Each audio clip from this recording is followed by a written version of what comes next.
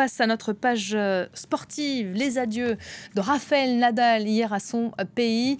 Éliminé hier soir du Masters 1000 de Madrid, battu 7-5, 6-4 par Yeka. Il ne jouera plus de match en Espagne. On l'attend peut-être à la fin du mois. On va en parler avec vous.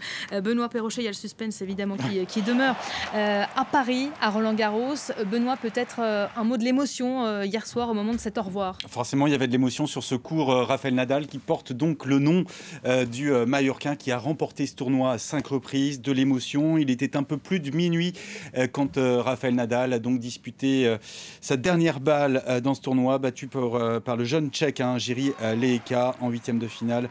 7-5, 6-4. La veille au soir, il avait bataillé 3 heures pour se défaire de Pedro Cachin. Hier, il a mené 4-5 dans le premier set avant d'encaisser 5 jeux d'affilée. Il n'a jamais pu refaire son retard dans la deuxième manche et s'est finalement incliné après 2 heures de jeu en ne cédant rien, en allant encore une fois au bout de l'effort. Ça, c'est la mentalité Rafael Nadal. Donc voilà pour les adieux au public madrilène, même s'il a essayé, et vous allez l'entendre, Rafael Nadal, de contenir son émotion sur le court. J'ai essayé de ne pas regarder ma famille pendant le match parce que sinon j'aurais fondu en larmes. C'est vrai que c'est un moment très émouvant, mais ce n'est pas encore mon dernier match. Je ne prends pas ma retraite ce soir. C'est un au revoir à un endroit très spécial pour moi. Je ne sais pas encore quand sera mon dernier match. Je ne veux pas trop y penser, à vrai dire. J'ai envie de me concentrer sur les prochaines échéances. Mais oui, ce soir est une nuit qui restera à jamais gravée en moi.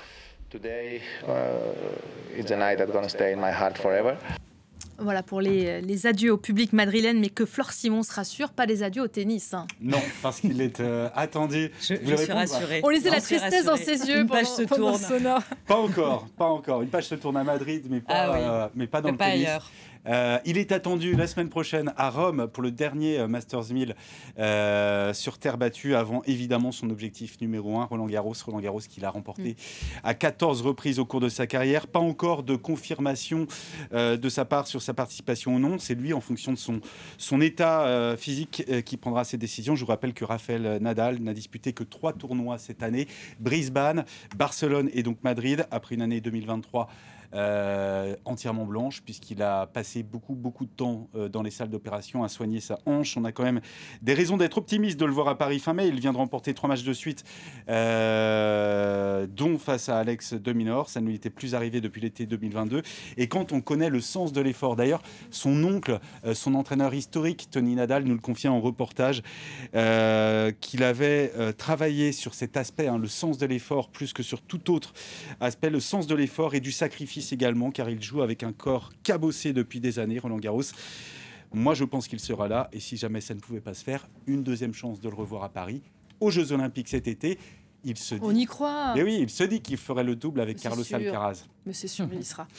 Moi, je suis optimiste. On va s'en aller comme ça, effectivement. J'ai appris beaucoup de choses sur